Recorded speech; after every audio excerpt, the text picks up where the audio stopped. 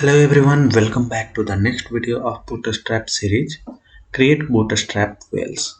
Bootstrap has a class called Well that can create visual sense of depth for your columns.